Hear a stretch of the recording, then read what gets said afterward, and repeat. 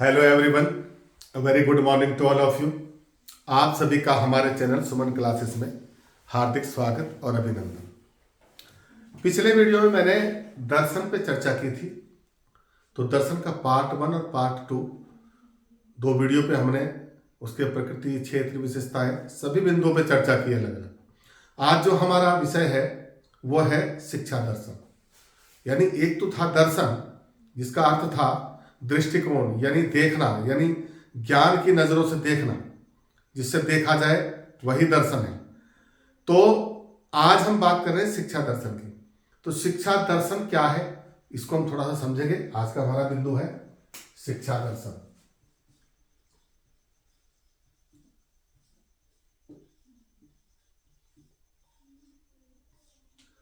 का अर्थ, यानी कि इसी को अंग्रेजी में कहेंगे मीनिंग ऑफ एजुकेशन फिलॉसफी।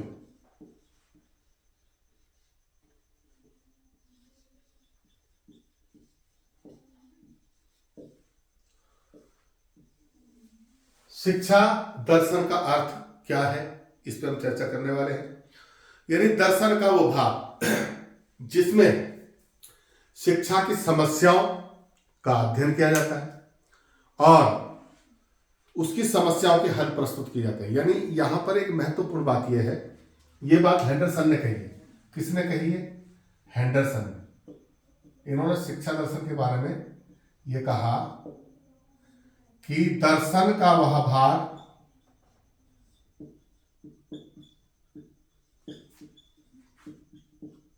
जिसमें शिक्षा की समस्याओं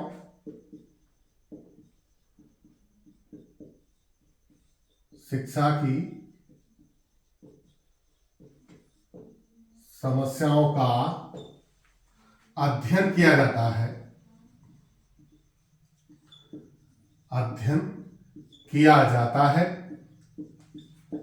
और उनका हल प्रस्तुत किया जाता है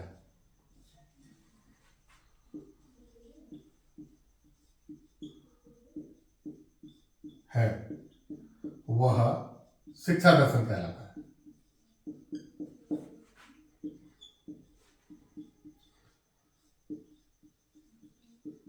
ये आप समझिए, ये बात हेंडरसन ने कही है।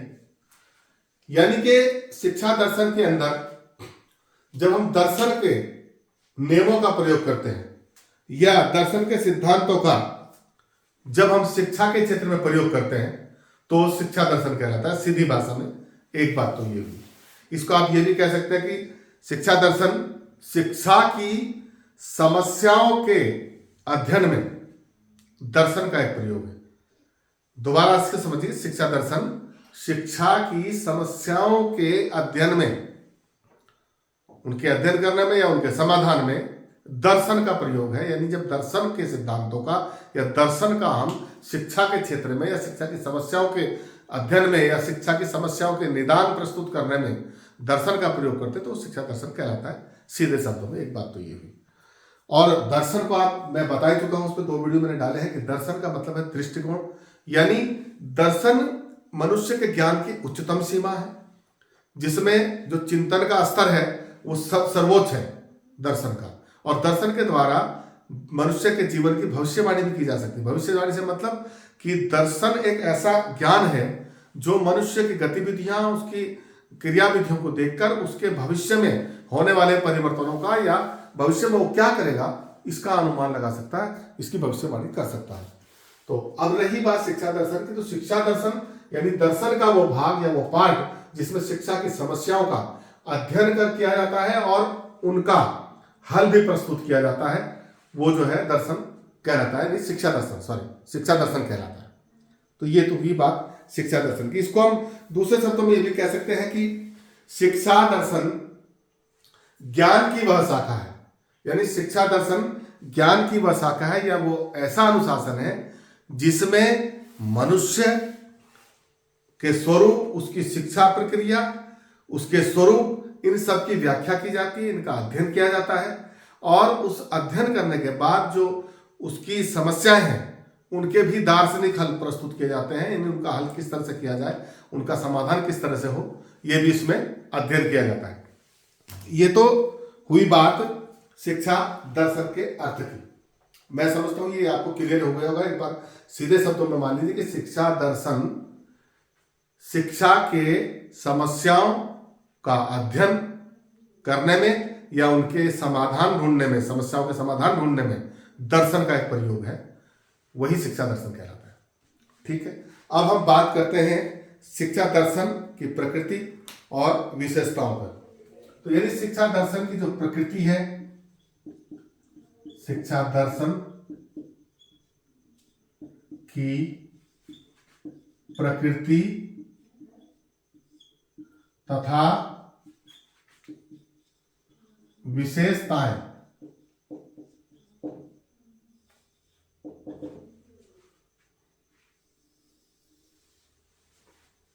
इस पे जब बात करेंगे तो इसको, यानी सबसे पहली बात तो शिक्षा दर्शन है क्या। तो शिक्षा दर्शन में आपको मैं बता दूं, शिक्षा दर्शन में दो विषय हैं और उनके संयुक्त उपज की देन है शिक्षा दर्शन। यानी पहला विषय शिक्षा शास्त्र और एक विषय है दर्शन शास्त्र। यानी दर्शन शास्त्र और शिक्षा शास्त्र, इन दोनों विषयों के संयुक्त चिंतन की उपज है शिक्षा दर्शन। यानी संयुक्त चिंतन, यानी जब शिक्षा शास्त्र में शिक्षा की समस्याओं का चिंतन होता हो और दर्शन शास्त्र में शिक्षा की समस्याओं का हल ढूंढा जाता हो, उस पर अध्ययन, उसकी समस्या पे, उसकी प्रक्रिया पे, उसकी समस्याओं के बारे में चिंतन किया जाता हो, तो शिक्षा शास्त्र और दर्शन के इस संयुक्त चिंतन की जो उपज है उसी का नाम शिक्षा दर्शन है।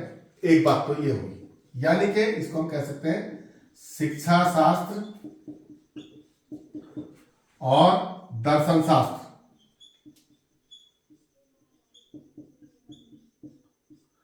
के संयुक्त चिंतन की उपज है क्या, शिक्षा दर्शन। एक बात तो इसकी यह है कि शिक्षा दर्शन जो है शिक्षा शास्त्र और दर्शन शास्त्र के संयुक्त चिंतन की एक उपज है। दूसरा है शिक्षा दर्शन एक अंतरानुशासन है, यानी कि शिक्षा दर्शन एक अंतरानुशासन है।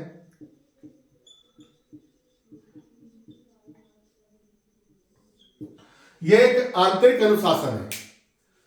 आंतरिक मतलब अंदर से इसको ग्रहण किया जाता है, यह बाहरी दंड नहीं है, बाहरी अनुशासन नहीं है। इसको एक प्रकार से हम आत्मानुशासन कहते हैं, जो दर्शन शास्त्र के और शिक्षा शास्त्र के नियमों को मान करके, उनको स्वीकार करके जब व्यक्ति का व्यवहार निर्धारित होता है, उसका अनुशासन बनता है, उसी को अंतरानुशासन की ये बात कहता है।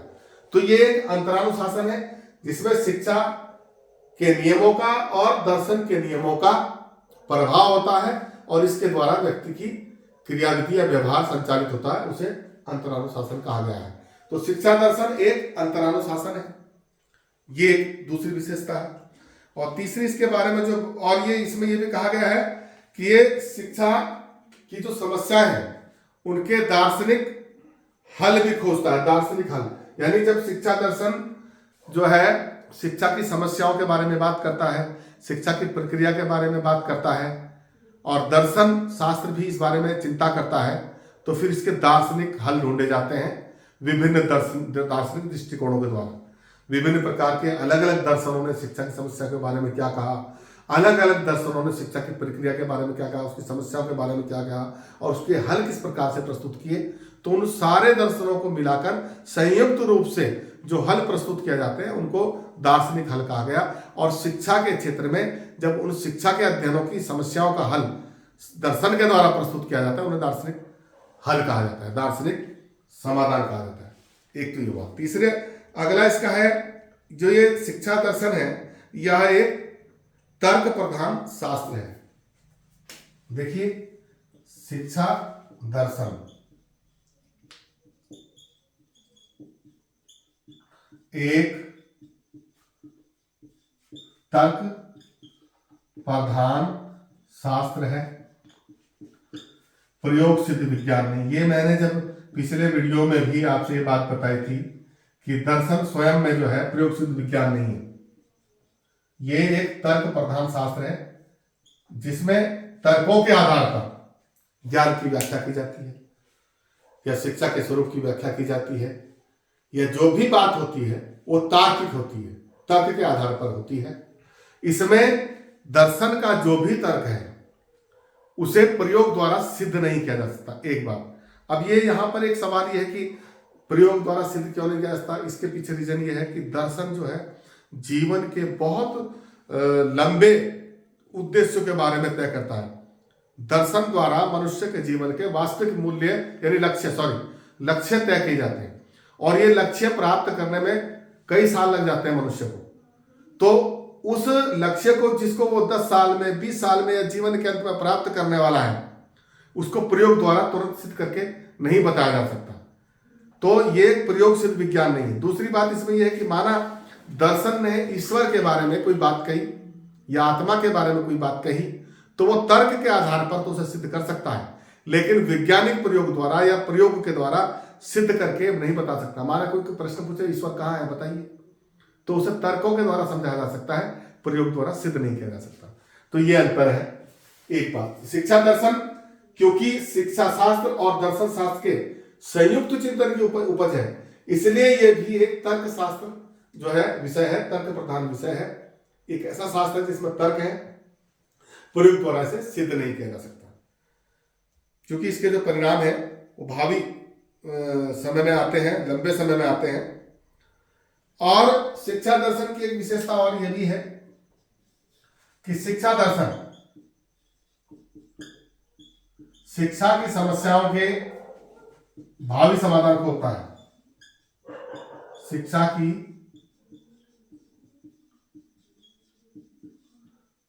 समस्याओं के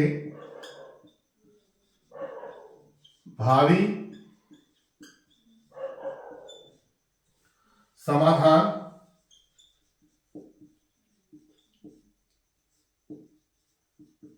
खोजता है। यानी आने वाले जीवन में या आने वाले समय में जो समस्याएं हैं शिक्षा की, उनको भविष्य में दूर कैसे किया जा सकता है, उसके समाधान भी खोजता है। या जो वर्तमान में जो शिक्षा की समस्या है या शिक्षा प्रक्रिया की जो वर्तमान में समस्या है, उनको भविष्य में किस प्रकार दूर किया जा सकता है, उसके समाधान भी खोजता है। ये शिक्षा दर्शन का एक विशेषता है और इसकी प्रकृति भी है। तो ये तो हुई बात इसके प्रकृति और विशेषताओं की। अगला जो इसका बिंदु है जिस पर मैं बात करना, वो है शिक्षा दर्शन का विषय क्षेत्र और विषय सामग्री। आप इसका स्क्रीनशॉट लेना चाहें तो ले सकते हैं, मैं फिर आगे बढ़ता हूं। तो ये आपने स्क्रीनशॉट लिया होगा, मैं अब बात करता हूं अगला जो बिंदु है हमारा,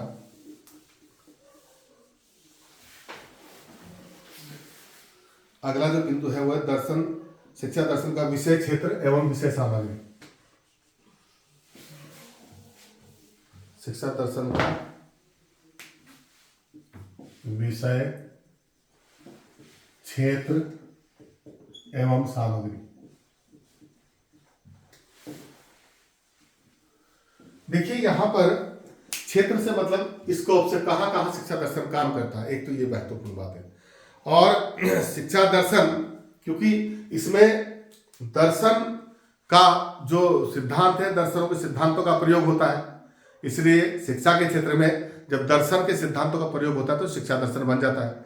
और इसकी विषय सामग्री क्या है, यानी अब ये देखिए इसके मूल में क्या है कि शिक्षा का संबंध मनुष्य से होता है और मनुष्य पूरे जीवन भर शिक्षा से जुड़ा रहता है। पूरा जीवन उसका शिक्षा से बहुत घनिष्ठता से जुड़ा रहता है, चाहे वो किसी भी क्षेत्र में काम करे, लेकिन बिना शिक्षा के वो किसी भी क्षेत्र में तरक्की नहीं कर सकता। और शिक्षा एक सामाजिक प्रक्रिया है और मनुष्य एक सामाजिक प्राणी है। मनुष्य एक सामाजिक प्राणी है, सामाजिक प्राणी होने के नाते उसे समाज से जुड़ा रहना पड़ता है। और सामाजिक प्रक्रिया इसलिए कहा गया क्योंकि जितनी भी शिक्षा है वो कहीं ना कहीं मनुष्य और उसके समाज से जुड़ी हुई है, उसके आसपास के वातावरण से जुड़ी हुई है। और शिक्षा ग्रहण करने के बाद मनुष्य, क्योंकि शिक्षा ग्रहण करने के लिए वो समाज से निकल के आता है और वापस उसे उसी समाज में जाना होता है, उसी समाज में वो जाके बाद में समायोजन करता है। तो इसलिए शिक्षा को एक सामाजिक प्रक्रिया के रूप में देखा गया है। और जिसका अध्ययन मानव के, ये जो शिक्षा की प्रक्रिया है ये एक सामाजिक प्रक्रिया है। शिक्षा एक सामाजिक प्रक्रिया है और इसका संबंध मानव जीवन के पूर्ण जीवन से होता है, पूरे जीवन से इसका संबंध होता है इस प्रक्रिया का। दर्शन सदैव शिक्षा के प्रक्रिया जो इसकी प्रक्रिया है उसके संचालन का केंद्र रहा है। मैं इसको अलग अलग बातों में कहूं तो दर्शन सदैव शिक्षा की प्रक्रिया का संचालन का केंद्र रहा है। अब ये केंद्र रहा है का मतलब हमेशा दर्शन ही तय करता है कि शिक्षा की प्रक्रिया क्या होगी। दर्शन के द्वारा तय किया जाता है कि इसका पाठ्यक्रम क्या होगा। दर्शन के द्वारा हम तय करते हैं कि शिक्षण विधियां क्या होंगी। दर्शन के द्वारा तय करते हैं कि शिक्षा के उद्देश्य क्या होंगे। दर्शन के द्वारा हम तय करते हैं कि शिक्षा का स्वरूप क्या होगा। तो ये सारी चीजें दर्शन के द्वारा तय की जाती है। और जब शिक्षा दर्शन में ये सारी चीजें तय होती हैं तो क्योंकि शिक्षा एक ऐसी प्रक्रिया है जो दर्शन के उद्देश्यों को प्राप्त करने में काम करती है। यहां पर एक बहुत महत्वपूर्ण बात मुझे बता दूं, दर्शन मनुष्य जीवन के वास्तविक लक्ष्य को तय करता है। दर्शन मनुष्य के जीवन के वास्तविक लक्ष्य को तय करता है, लेकिन उन लक्ष्यों को प्राप्त करने का जो कार्य है वो शिक्षा करती है। आपको जीवन में संत बनना है, महान व्यक्ति बनना है, आपको गणितज्ञ बनना है, या एक समाज सेवी बनना है, या नेता बनना है, ये आपके जीवन का मुख्य लक्ष्य हो सकता है। लेकिन इस लक्ष्य को प्राप्त करने के लिए आपको शिक्षा ही काम आएगी। शिक्षा ही आपको उस लक्ष्य को प्राप्त करने में मदद करेगी। बिना शिक्षा के आप उस लक्ष्य को प्राप्त नहीं कर सकते जो दर्शन के द्वारा तय गया है। दर्शन मतलब दृष्टिकोण, आपके जीवन का एक दृष्टिकोण है कि मुझे क्या करना है जीवन में। आपके लक्ष्य है मुझे क्या बनना है। आपको आध्यात्मिक बनना है, सामाजिक बनना है, राजनीतिक क्षेत्र में जाना है, आध्यात्मिक क्षेत्र में जाना है, किस क्षेत्र में जाना है, ये आपका एक दृष्टिकोण, जो आपका नजरिया है, जिसको हम दर्शन कहते हैं, वो तय करता है और उस लक्ष्य की प्राप्ति में आपकी शिक्षा सहायता करती है। ये एक बहुत महत्वपूर्ण बात है। इसलिए शिक्षा और दर्शन में बहुत घनिष्ठ संबंध है। और शिक्षा की जो प्रक्रिया है उसके जो विशेष, ये शिक्षा दर्शन का जो क्षेत्र है, शिक्षा की प्रक्रिया, शिक्षा की अध्ययन विधियां, शिक्षा की शिक्षण विधियां, शिक्षा का पाठ्यक्रम, शिक्षा की पाठ्यचर्या, ये सारे इसके क्षेत्र और विषय सामग्री है। शिक्षा दर्शन की जो विषय सामग्री है वो शिक्षा की प्रक्रिया, उसका स्वरूप, उसकी व्याख्या, उसके उद्देश्य, उसके लक्ष्य, उसकी प्रकृति, उसका पाठ्यक्रम, ये सारा जो है इसकी विषय वस्तु होता है। तो इस पे हम अगर बात करें तो इसका जो विषय सामग्री है, अब ये मैं एक चीज और बताऊं, शिक्षा का जो संप्रत्यय तक है, शिक्षा का जो कंसेप्ट है वो भी दर्शन के द्वारा अलग अलग दर्शनों ने अलग अलग परिभाषित किया। तो वो जो संप्रत्यय है शिक्षा का, वो भी इसकी एक विशेष सामग्री है। शिक्षण विधियां पाठ्यक्रमों के अनुसार या पाठ्यचर्या के अनुसार तय की जाती हैं और दर्शन का उसमें बड़ा योगदान रहता है। किस पाठ्यक्रम के लिए कौन सी शिक्षण विधि होगी, तो वो भी शिक्षा दर्शन की एक विषय वस्तु और सामग्री है। शिक्षक और शिक्षार्थी का स्वरूप कैसा होगा, यह भी शिक्षा दर्शन के द्वारा तय किया जाता है। तो ये भी उसकी विषय सामग्री और वस्तु है। तो ये आपको शिक्षा दर्शन का विषय क्षेत्र और सामग्री के बारे में काफी जानकारी हो गई होगी। अब मैं अगर बात करूं शिक्षा दर्शन के कार्यों की, तो इसके कार्यों पर थोड़ी चर्चा कर लेते हैं।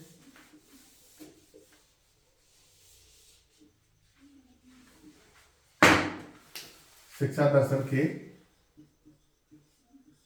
कार्य, जब हम कार्य की बात करते हैं तो जैसे शिक्षा के कार्य होते हैं, ये दर्शन के कार्य हैं, तो उसी प्रकार शिक्षा दर्शन के भी कार्य होते हैं। यानी शिक्षा और दर्शन मिलकर के तय करते हैं शिक्षा का स्वरूप कैसा होगा, यानी शिक्षा की जो प्रक्रिया है वो किस प्रकार की होगी, शिक्षा के उद्देश्य किस प्रकार के होंगे, और इसमें एक ही कोई दर्शन काम नहीं करता, दुनिया के विभिन्न दर्शन अलग अलग प्रकार से इसकी व्याख्या करते हैं। तो इसको अगर थोड़ा सा समझे, हम कार्यों पर चर्चा करें तो विभिन्न दार्शनिक दृष्टिकोणों के आधार पर, यानी शिक्षा दर्शन का पहला कार्य क्या है कि विभिन्न दार्शनिक दृष्टिकोणों के आधार पर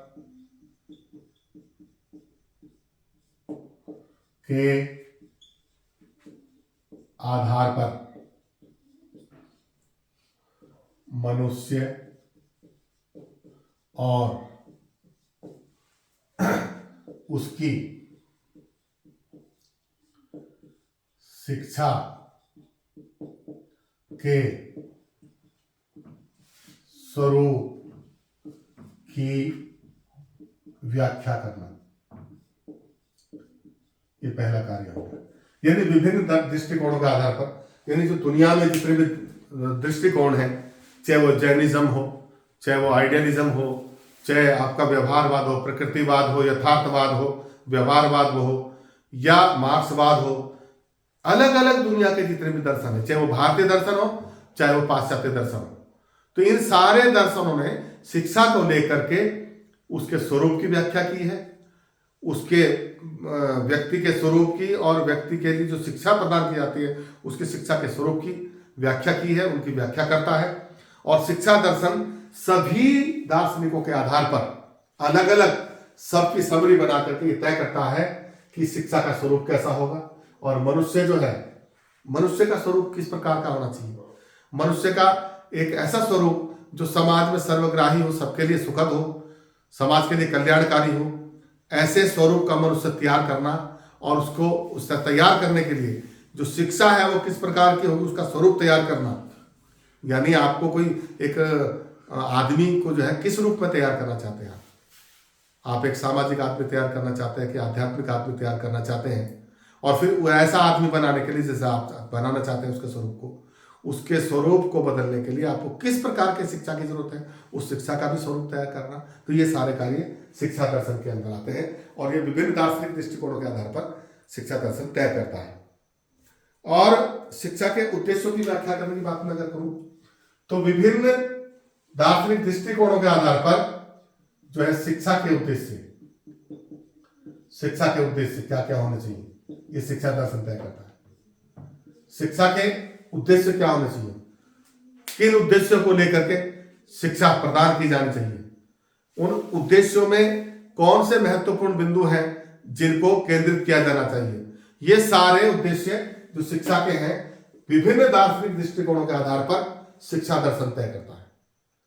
उद्देश्य किस प्रकार के होंगे, इस शिक्षा दर्शन के द्वारा तय किया जाता है कि हमारी शिक्षा जो है वो किन उद्देश्यों को लेकर कार्य करेगी। दूसरा, अगली बात करूं तो जब उद्देश्यों की बात करते हैं तो एक अगला बिंदु आता है शिक्षा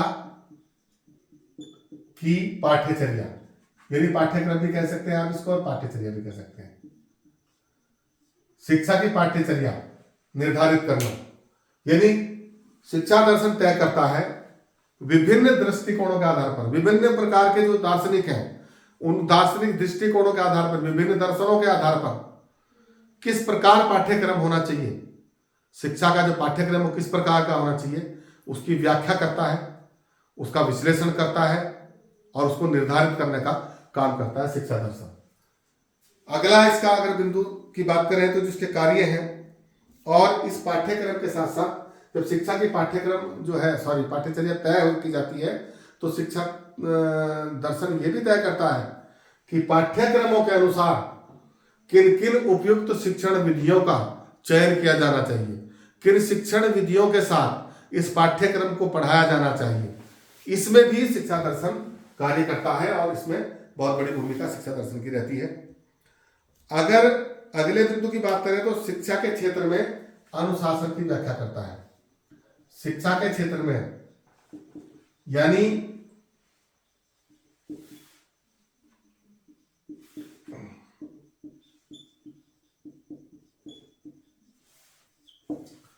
विभिन्न दार्शनिक दृष्टिकोणों के आधार पर शिक्षा दर्शन यह भी तय करता है कि शिक्षा के क्षेत्र में अनुशासन किस प्रकार का होना चाहिए, ये बाहरी अनुशासन होना चाहिए या आत्मानुशासन होना चाहिए, या कड़ा अनुशासन होना चाहिए या लचीला अनुशासन होना चाहिए। ये सारी प्रकार की विधियां नीतियां शिक्षा के क्षेत्र में शिक्षा दर्शन के द्वारा तय की जाती हैं और शिक्षा दर्शन इसमें विभिन्न दार्शनिक जो दृष्टिकोण है उनको आधार बनाकर कार्य करता है। शिक्षक एवं शिक्षार्थी के जो स्वरूप है और उनके कर्तव्य हैं उसको लेकर भी शिक्षा दर्शन कार्य करता है कि शिक्षक किस प्रकार का होना चाहिए, शिक्षक का स्वभाव यानी स्वरूप वो किस प्रकार का होना चाहिए, उसके बारे में भी विभिन्न दार्शनिक दृष्टिकोणों को आधार मानकर शिक्षा दर्शन कार्य करता है और इसका निर्धारण करता है कि स्वरूप की व्याख्या करता है, इसकी व्याख्या करता है, विश्लेषण करता है और इसका निर्धारण करता है। यानी शिक्षक और शिक्षार्थी किस प्रकार के होंगे, इनका स्वरूप किस प्रकार का होना चाहिए, इनमें क्या क्या गुण होते हैं और इनके कर्तव्यों की भी बात मैं बता दूं, साथ साथ इनके कर्तव्यों की एक दूसरे के प्रति क्या कर्तव्य है उनका भी निर्धारण शिक्षा दर्शन के द्वारा किया जाता है। और शिक्षा दर्शन इस सारे निर्धारण करने में विभिन्न दार्शनिक दृष्टिकोणों को आधार मानकर कार्य करता है, आधार बनाकर कार्य करता है। ये एक बात है। और अगली अगर बात करूं तो एक महत्वपूर्ण बात यह है कि शिक्षा दर्शन शिक्षा की समस्याओं की, शिक्षा के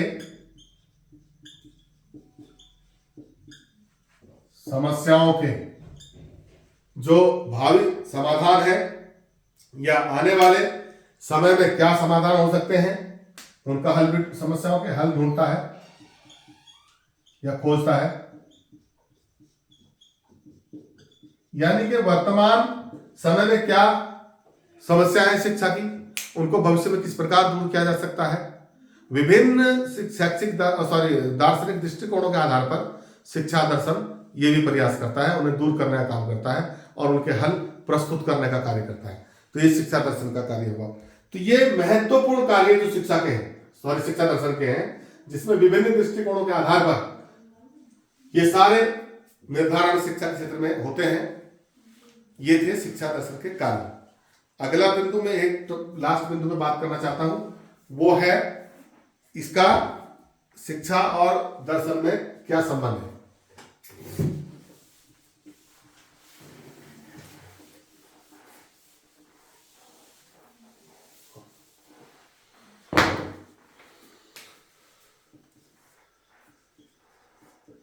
शिक्षा और दर्शन में संबंध।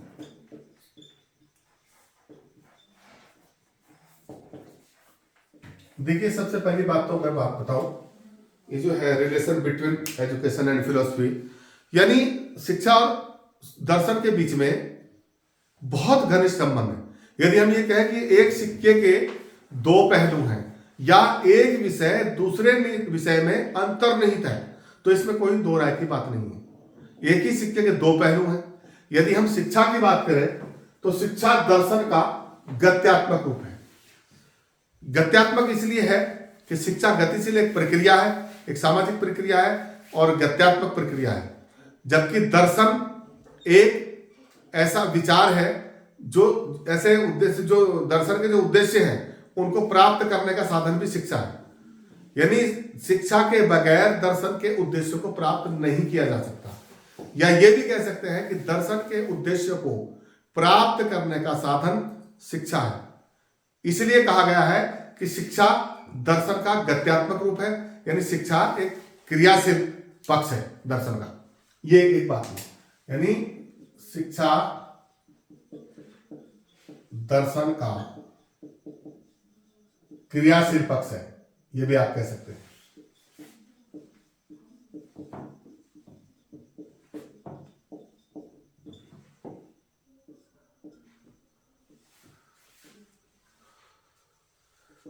तो दूसरा ये है, एक ही सिक्के के दो पहलू हैं। एक ही सिक्के के दो पहलू हैं, शिक्षा और दर्शन। ये आप कह सकते हैं। दूसरी बात, दोनों विषय एक दूसरे में अंतर्निहित हैं। दोनों विषय एक दूसरे में अंतर्निहित है।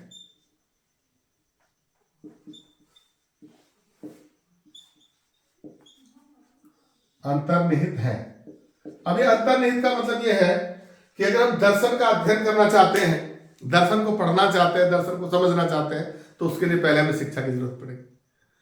और शिक्षा की प्रक्रिया किस प्रकार चलाई जाए, शिक्षा के उद्देश्य क्या है, शिक्षा किस प्रकार की होनी चाहिए, ये इसके लिए हमें दर्शन पढ़ना पड़ेगा। तो यानी दर्शन के बगैर शिक्षा और शिक्षा के बगैर दर्शन, ये अधूरे हैं, ये एक दूसरे में अंतर्निहित है, एक दूसरे में समाहित विषय है, जो एक दूसरे के पूरक है। और इसीलिए कहा गया कि एक सिक्के के दो पहलू हैं, एक दूसरे को हम इसके बगैर पूर्ण नहीं मान सकते। एक तो ये इसकी विशेषता हुई, इसी कारण इसमें बहुत घनिष्ठ संबंध है। एक तो ये बात हुई, और दर्शन और शिक्षा एक दूसरे पर आश्रित भी हैं, एक दूसरे के बगैर इनका काम नहीं चलता। यदि हम दर्शन की बात करें तो शिक्षा के बगैर दर्शन अधूरा है, और दर्शन के बगैर शिक्षा अधूरी है। क्योंकि दर्शन को समझने के लिए शिक्षा की जरूरत है, और शिक्षा की प्रक्रिया से जुड़ने के लिए, शिक्षा को संचालित करने के लिए हमें दर्शन की जरूरत पड़ेगी। शिक्षा किस प्रकार संचालित होगी, शिक्षा के उद्देश्य क्या होंगे, शिक्षा का पाठ्यक्रम क्या होगा, शिक्षा की शिक्षण विधियां क्या होंगी, इस सब के लिए हमें सहायता लेनी पड़ती है दर्शन की। तो इसलिए ये एक दूसरे पर आश्रित भी है, आश्रित भी कहे जाते हैं। और इसमें एक जो महत्वपूर्ण बात यह है कि शिक्षा और दर्शन में एक संबंध यह भी है कि दर्शन मानव जीवन के लक्ष्य को निर्धारित करता है। जैसा मैं अभी बता रहा था कि दर्शन तय करता है कि मनुष्य को क्या करना है, करता है, जबकि शिक्षा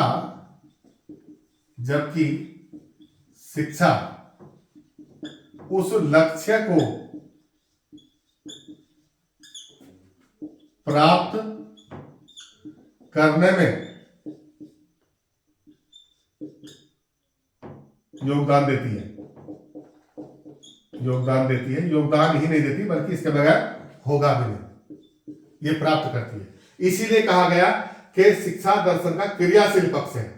यानी जो दर्शन के द्वारा जो मानव जीवन के उद्देश्य तय किए जाते हैं, उनको प्राप्त करने में शिक्षा काम करती है। शिक्षा के बगैर आप उन्हें तय नहीं कर पाएंगे। एक तो ये बात हुई। दूसरा, अगर मैं बात करूं, एक स्पेंसर जो बहुत बड़े शिक्षा शास्त्री, उन्होंने क्या कहा इसके बारे में। इन्होंने शिक्षा दर्शन में संबंध को लेकर के जो बात की, इनमें सबसे पहले है स्पेंसर। इन्होंने क्या कहा, देखिए इस बात को समझिए। स्पेंसर ने कहा कि वास्तविक शिक्षा का संचालन वास्तविक दर्शन ही कर सकता है। वास्तविक शिक्षा का संचालन वास्तविक दर्शन ही कर सकता है। इन्होंने ये कहा है, किसने, स्पेंसर ने, कि वास्तविक जो शिक्षा है, यानी शिक्षा की जो प्रक्रिया है, सही शिक्षा की प्रक्रिया से, वास्तविक शिक्षा का मतलब है शिक्षा के नियत उद्देश्य, शिक्षा की नियत प्रक्रिया, शिक्षा का नियत पाठ्यक्रम, शिक्षा की नियत शिक्षण विधियां, शिक्षक और शिक्षार्थी के आवश्यक गुणों का निर्धारण, उनके स्वरूप का निर्धारण, उनकी व्याख्या करना, ये सारी चीजों का निर्धारण जो है वास्तविक दर्शन के द्वारा ही किया जा सकता है। जो वास्तविक दर्शन है वही वास्तविक शिक्षा का संचालन कर सकता है, ये इसका अर्थ है। और इन्होंने कहा है। और दूसरा, इसी के बारे में जो मैंने शिक्षा दर्शन का क्रियाशील पक्ष है, इसी बात को कहा है एडमसन ने। ये जो मैंने आपको पहले बताया, ये एडमसन ने ये बात कही थी कि शिक्षा दर्शन का क्रियाशील पक्ष है, यानी ये गत्यात्मक रूप है, ये इन्होंने कहा। इसके अलावा एक और जेस रॉस थे, जिन्होंने इसको लेकर के, संबंध को लेकर के बात की, जेस रॉस। इन्होंने भी शिक्षा और दर्शन के संबंध को लेकर कहा कि दर्शन तथा शिक्षा किसी एक ही पहलू के, एक ही सिक्के के दो पहलू हैं। ये जो मैंने आपको बताया दोनों एक दूसरे में अंतर्निहित है, और ये जो एक ही सिक्के के दो पहलू हैं, ये जे.एस. रॉस ने कहा कि ये एक ही सिक्के के दो पहलू हैं और एक ही वस्तु के विभिन्न दृष्टिकोणों को प्रस्तुत करते हैं। इसको अगर और आगे बढ़ा दें, एक ही वस्तु के विभिन्न दृष्टिकोणों को प्रस्तुत करते हैं, ये भी इन्होंने साथ में इसके कहा, विभिन्न दृष्टिकोणों को प्रस्तुत करते हैं। और ये भी कहा कि और वे एक दूसरे में अंतर्निहित हैं, ये जो दूसरी मैंने बात कही यहां पर, यानी ये यहां पर अगर हम कहें एक ही वस्तु के विभिन्न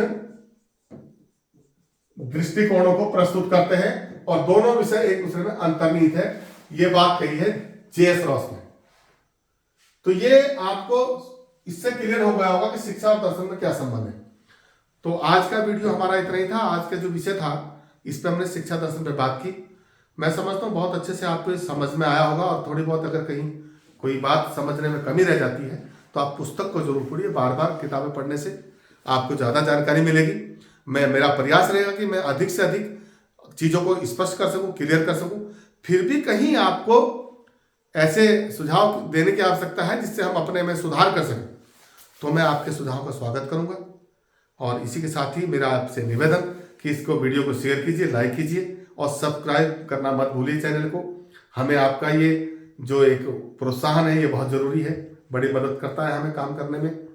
तो इसी के साथ मिलते हैं अगले नेक्स्ट वीडियो में किसी और बिंदु के साथ। तब तक के लिए धन्यवाद।